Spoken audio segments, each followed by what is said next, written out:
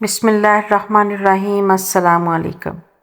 حضور اقدس صلی اللہ علیہ وآلہ وسلم کے پاس ایک غریب شخص حاضر خدمت ہوا اور عرض کرنے لگا، یا رسول اللہ صلی اللہ علیہ وآلہ وسلم، میرا ہاتھ بہت تنگ ہے، میں بہت غریب ہوں۔ میں تو سمجھ بیٹھا تھا کہ حضور اقدس اور اللہ تعالیٰ کی اطاعت کروں گا اور میں امیر مالدار ہو جاؤں گا، لیکن میں تو پہلے سے زیادہ غریب ہو گیا ہوں۔ یا رسول اللہ صلی اللہ علیہ وآلہ وسلم، اطاعت آپ کی کرتا ہوں اور اللہ کی۔ مجھے بے دین طعنہ مارتے ہیں کہ تو اللہ اور اس کے رسول کا اطاعت گزار بن چکا ہے، پھر بھی تو غریب ہے، تیرے گھر میں فاقے ہیں، بلکہ 3 سے 4 دن تک روٹی نہیں پکتی۔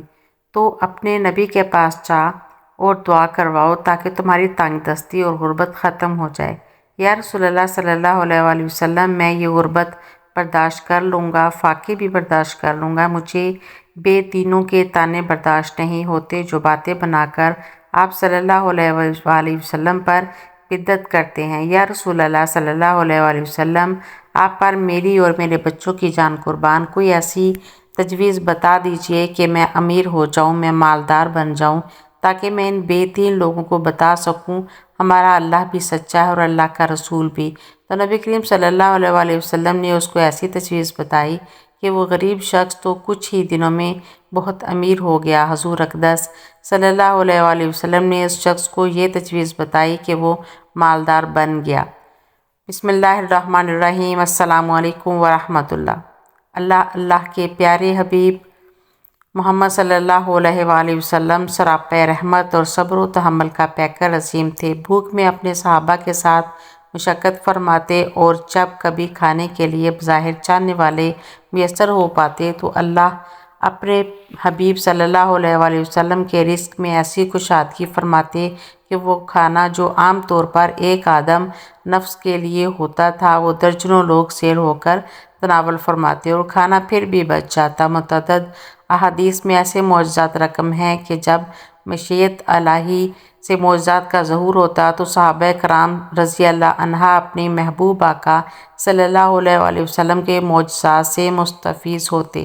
بخاری شریف میں ایک حدیث مبارکہ میں اس معجزے کا ذکر کیا گیا جب رسول صلی اللہ علیہ وآلہ وسلم نے اپنے ساتھ کئی دنوں کے بھوکے صحابہ کو چند روٹیاں اور گھی سے پیٹ بھر کر کھانا کھلوایا اور نور رحمت سے ختم نہ پایا۔ حضرت انیس بن مالک رضی اللہ عنہ سے روایت ہے کہ حضرت ابو طلحہ رضی اللہ تعالیٰ عنہ، حضرت ام سلیم رضی اللہ تعالیٰ عنہا یعنی والدہ بی بی حضرت انس نے فرمایا، میں نے حضور صلی اللہ علیہ وآلہ وسلم کی آواز سنی جس میں ضعف محسوس ہوتا۔ میرا خیال ہے آپ صلی اللہ علیہ وآلہ وسلم بھوکے ہیں، کیا تمہارے پاس کھانے کی کوئی چیز ہے؟ انہوں نے اس بات میں جواب دیا اور چند جو کی روٹیاں نکال لائیں، پھر اپنا ایک دوپٹے میں یہ روٹیاں لپیٹ کر میرے سپرد کر دی اور مجھے رسول صلی اللہ علیہ وآلہ وسلم کی آواز سنائی تھی۔ رسول صلی اللہ علیہ وآلہ وسلم کی جانب روانہ کر دیا۔ میں روٹیاں لے کر گیا تو رسول صلی اللہ علیہ وآلہ وسلم کو مسجد میں پایا۔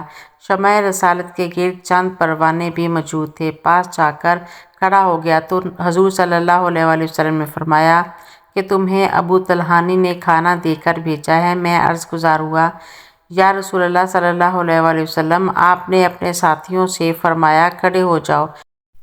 پھر آپ صلی اللہ علیہ وآلہ وسلم چل پڑے۔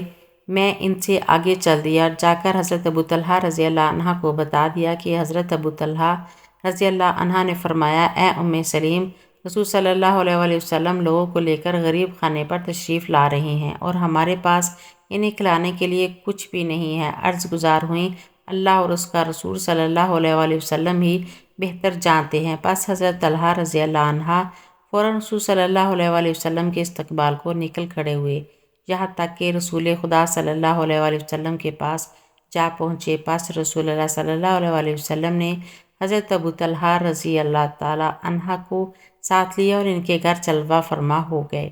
پھر رسول صلی اللہ علیہ وآلہ وسلم نے فرمایا، جو کچھ تمہارے پاس ہے لے آؤ۔ انہوں نے وہی روٹیاں ہاتھ سے خدمت پیش کر دی۔ پھر رسول صلی اللہ علیہ وآلہ وسلم نے ان کے ٹکڑے کرنے کا حکم دیا اور حضرت ام سلیم رضی اللہ تعالیٰ عنہا نے سالن کی جگہ ساری گھی نکال لیا۔ پھر رسول صلی اللہ علیہ وآلہ وسلم نے اس پر وہی کچھ پڑھا جو خدا نے چاہا۔ پھر فرمایا کہ 10 آدمیوں کو کھانے کے لیے بلا لو۔ آپ صلی اللہ علیہ وآلہ وسلم نے پھر فرمایا 10 آدمی کھانے کے لیے اور بلا لو۔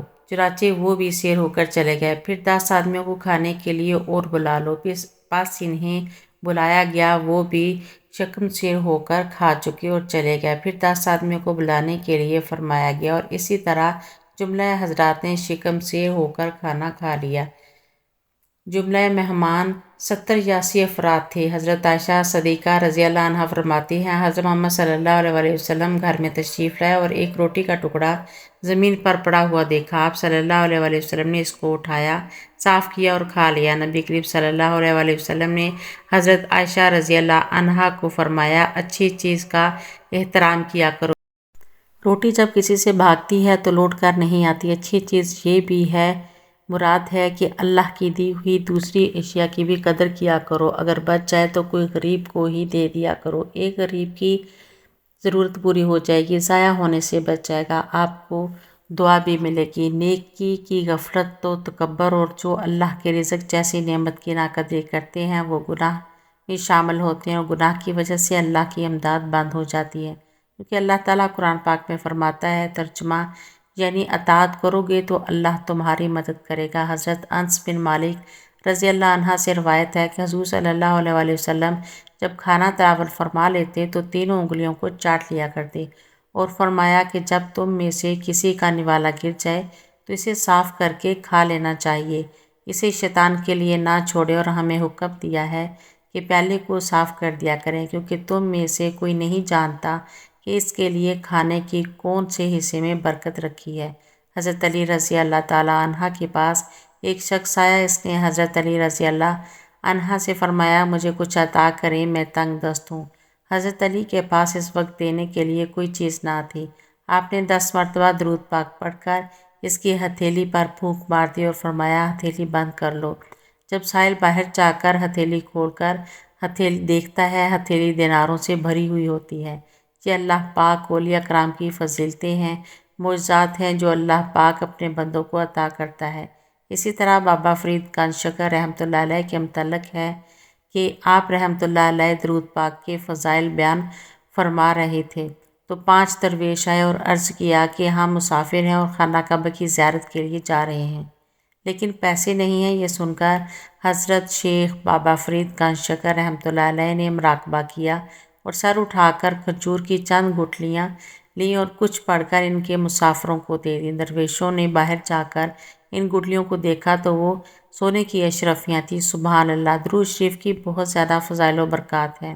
سہل بن سعد ساعدی رضی اللہ تعالیٰ عنہ سے روایت ہے کہ ایک آدمی نبی کریم صلی اللہ علیہ وآلہ وسلم کے پاس سے گزرا تو آپ صلی اللہ علیہ وآلہ وسلم نے اپنے پاس بیٹھے ہوئے ایک شخص سے پوچھا اس کے بارے میں تمہاری کیا رائے ہے؟